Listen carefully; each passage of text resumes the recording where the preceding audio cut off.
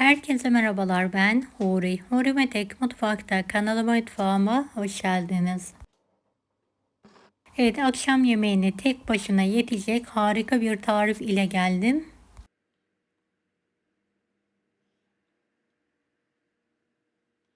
Evinizde patates varsa mutlaka bu lezzetli yemeği deneyin. Evet, tarifimi hiç bekletmeden iç harcımı hazırlayarak hemen başlıyorum. 1 adet ince doğranmış kuru soğanı sıvı yağında kokusu çıkana kadar kavuralım. 1 tatlı kaşığı kırmızı toz biber, biraz pul biber ekliyorum. Biraz da tuz karıştırarak kavuruyorum. Üzerine haşlanmış ezilmiş 3 adet patatesi ekleyelim. Evet, birlikte kavurma işlemine devam edelim.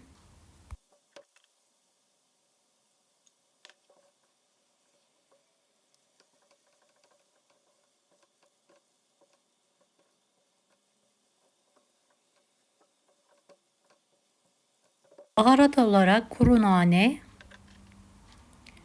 tuz, kırmızı pul biber ekliyorum. Tekrardan karıştırıyorum. Biraz da pul biber ekledim.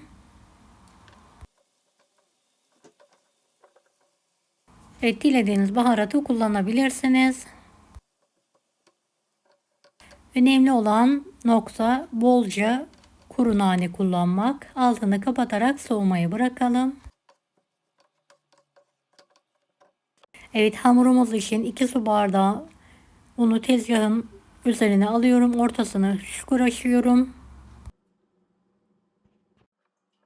Bir tane yumurta kırıyorum tam orta kısmına.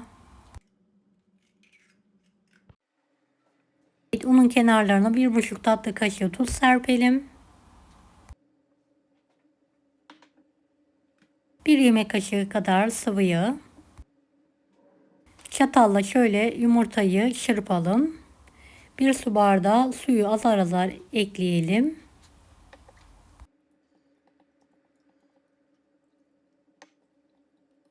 Evet, toplamda 3-3,5 su bardağına yakın un kullandım.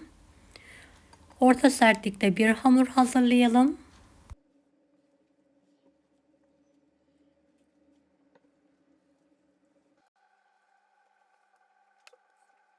Evet, hamuru pürüzsüz olana kadar yoğurma işlemine devam edelim.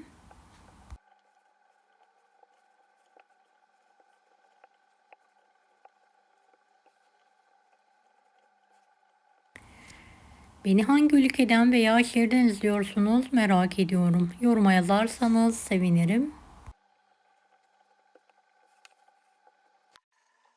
Evet, 3 su bardağı un yeterli geldi. 1 yemek kaşığı sıvı yağ ekleyerek üzerine tekrardan yoğuruyorum.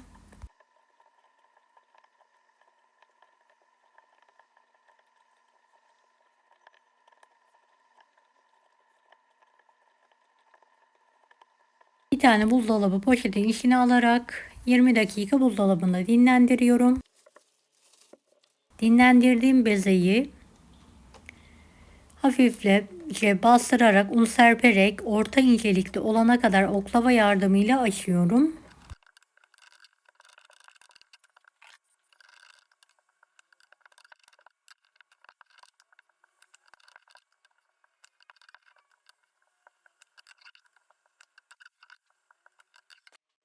Evet, bu büyüklük ve incelik yeterli olacaktır. Tezgaha seriyorum.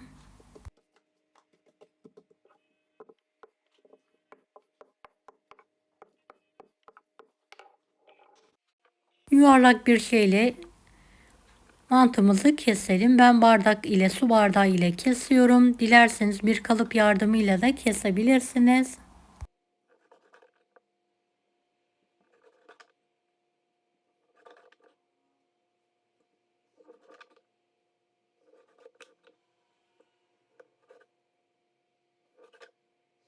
Evet, hamurun her bir tarafında boşluk kalmayacak şekilde keselim.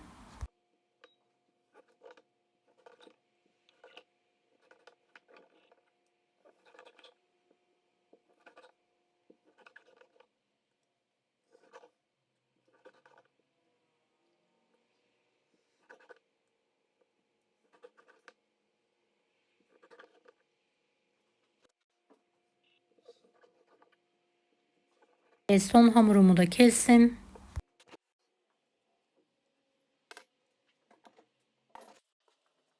Şöyle iç harçtan yarısına gelecek şekilde pay ediyorum.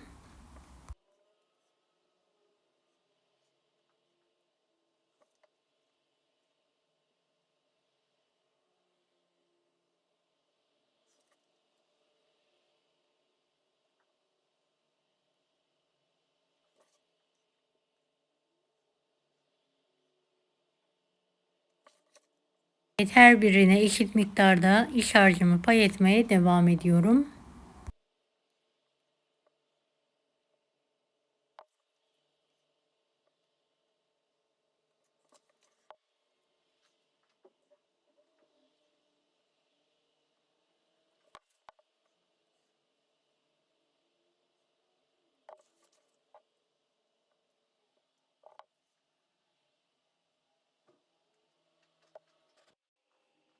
Evet, ay şeklinde kapatalım.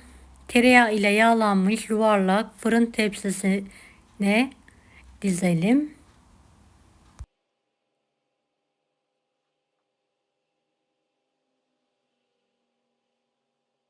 Kenarlarını sıkı sıkı kapatmaya devam edelim.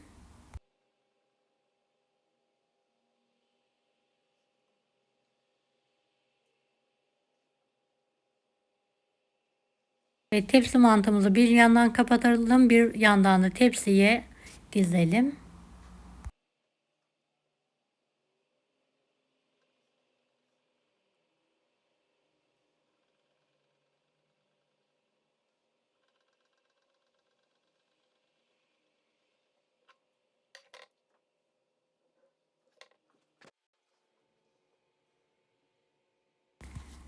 Şöyle dizerken de yakından sizlere göstermek istiyorum.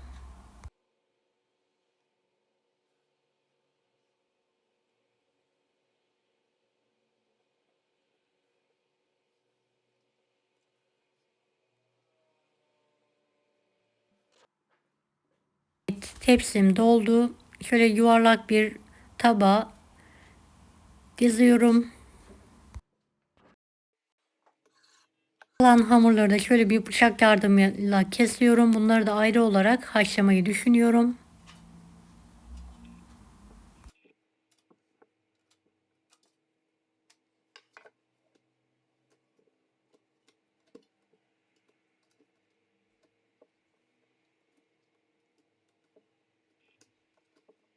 Üzerine eritilmiş tereyağı sürüyorum.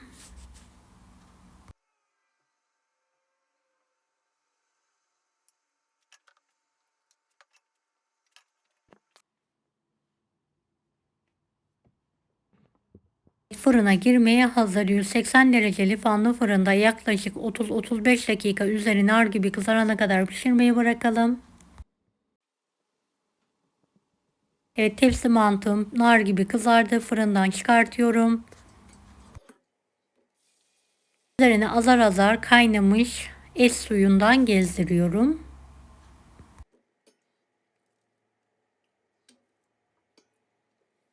Ocağı da kısık olacak şekilde ayarladım. Et suyunu çektikçe verelim.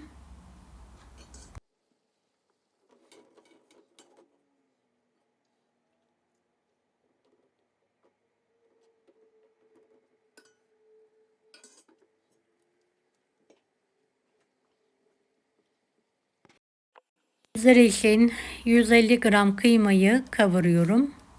Kavrulan kıymaya bir adet kuru soğan ekliyorum. Biraz da sıvı yağ ile kavurma işlemine devam ediyorum.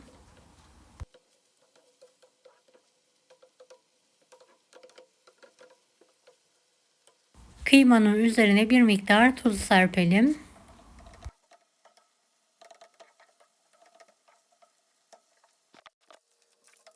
Kekik, kırmızı pul biber, karabiber, dilediğiniz baharatı ekleyebilirsiniz. Biraz da kuru nane ekliyorum. Karıştırıyorum.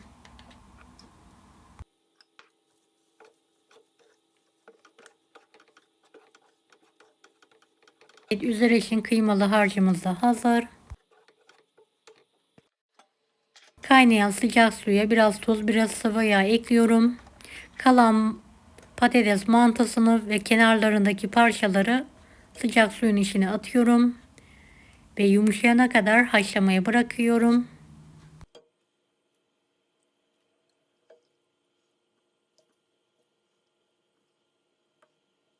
Ara ara karıştırarak mantımızı pişirelim.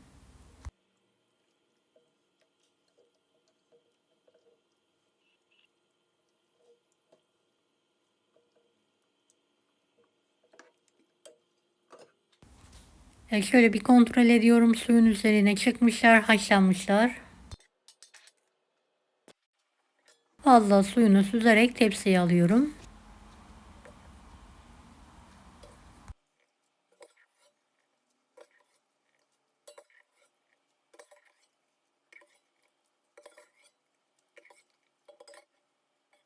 Üzerine eritilmiş tereyağı gezdiriyorum ve karıştırıyorum.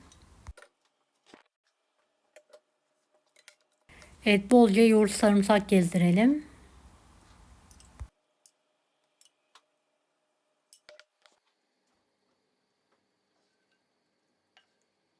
Kırmızı toz biberli yağ, orta kısmına bir miktar kıyma,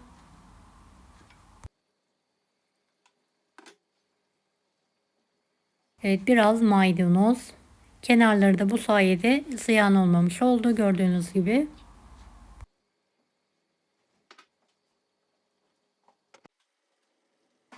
Evet, el suyuyla yumuşattığım biraz da tepsiyi kapatarak yumuşamasını sağlıyorum.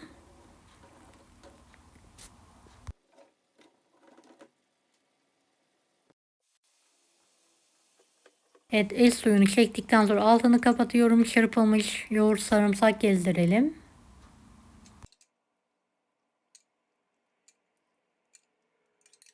Kırmızı toz biber, kıymalı iç harcımızdan bolca orta kısmına yayalım.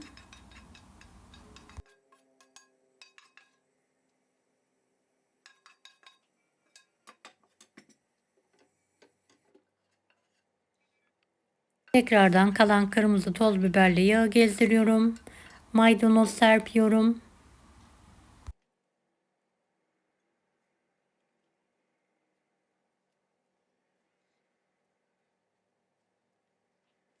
Evet, tepsi mantımız hazır.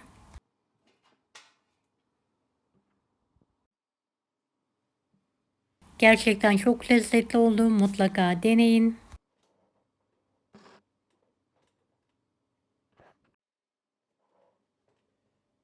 Deneyecek olan herkese şimdiden kolaylıklar dilerim. Allah'a emanet olun. Hoşça kalın.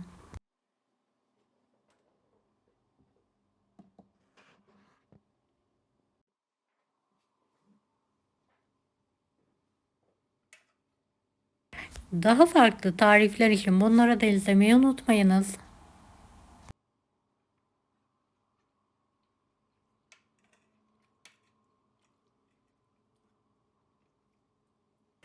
Kolay gelsin herkese.